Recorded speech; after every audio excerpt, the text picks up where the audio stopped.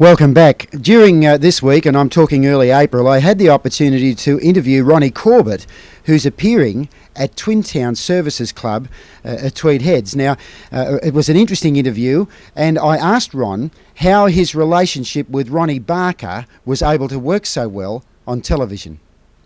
Well, very difficult for me to say on behalf of myself, really, but I can sort of answer the question on Ronnie's behalf because it would seem, better mannered, but can talk about him and hope that I'm included. The thing was that we both had a kind of family entertainment feel, that we had a middle of the road attitude. We tried to be clever with words and a little bit tasteful and took a lot of trouble to do it, but at the same token, and we were perhaps a little bit naughty now and again, but we weren't crude or rough and ready, and we always tried to make it a family show, so there was that, and we were very much that kind of person as ourselves anyway. We were both similarly educated from similar kind of backgrounds, sort of working class backgrounds. Ronnie brought up in the university town of Oxford, me brought up in the university town of Edinburgh, so we were kind of affected by the same peer group pressures. Yes, that's right. Yeah. So we came, and Ronnie came in by a rep, and I came in by a review and cabaret, as you say. And deep down, we were mainly actors, comic actors, and I was perhaps more of a variety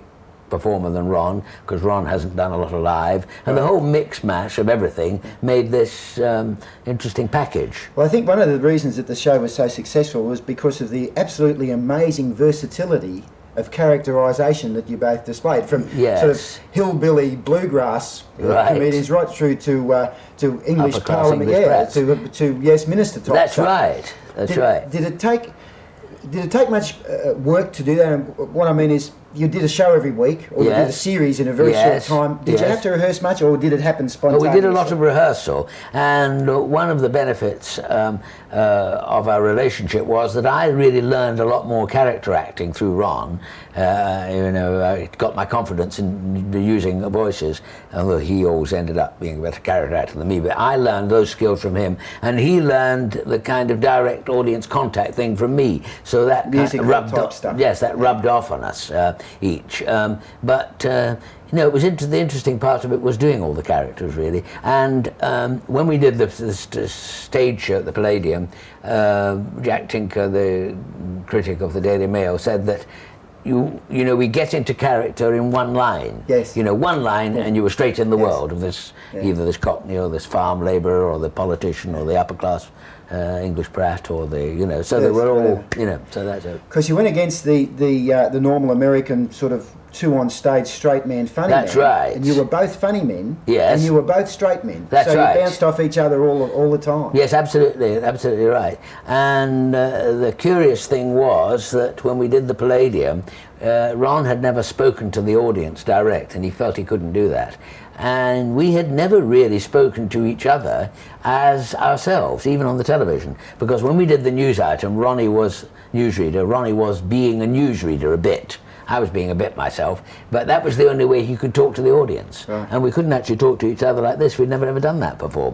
So we had to, whereas Eric and Ernie and Morecambe and Wise, all they did was talk to each other. Yes. So it was a funny little mixture, really. Yes.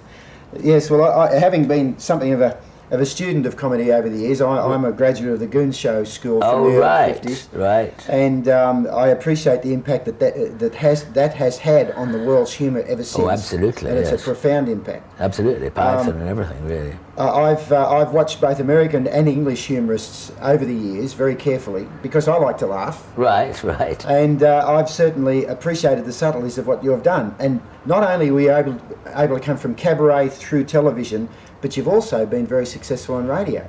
Yes, I haven't done as much radio because we didn't have much time, because we were doing the two Ronnies one part of the year and our own television series the other part of the year. So by comparison, not much radio, but we have. But I have done a bit, but not like the Goon Show or. No, which was purely a radio medium. That's right. Really proved that. That's right.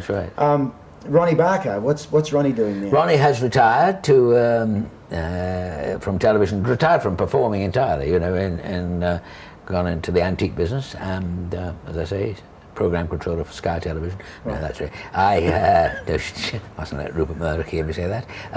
But no, he's retired to a little antique shop in the Cotswolds in Chipping Norton, and he doesn't serve in the front of the shop. His wife and daughter do that mostly, and he works in the back doing a bit of framing or a bit of preparing, montage, there's a little collage of prints, and that's what he's doing. He lives near that and giving it all up entirely. Is he happy? Seems to be, as I saw him at Christmas time. And he doesn't said, get that old itch to get back on the boards? No change in... Isn't that marvellous? What about you? How long are you going to keep going? Well, I'll keep going as long as I enjoy it, really, which I hope will be, till I drop. I mean, it would be wonderful to still enjoy it like Bob Hope and George Burns do. Really, amazing. So I hope that George Burns was responsible for one of the greatest quotes. I remember a journalist said to him at his 80th birthday, "Mr. Burns, it's an honour to be here, and I hope I can be at your 90th birthday." And he looked him up and down and said, "Well, you look reasonably healthy. There's no reason why you shouldn't be." Marvellous. Wonderful, I know. He's amazing, really. Yes, Great. he is. Well, it's been a great pleasure and an honour to talk to you. Thank you very much. You. And perhaps, I'm sorry I'm not a boating man. Maybe we can convert you. Maybe we can get you out one day next week. See if you can. Yeah. And we'll... I'm going to see you anyway, perhaps, if I can tempt you into my golf world. Sounds great. Okay then. Sounds great. Thank you. Thank you. Bye-bye.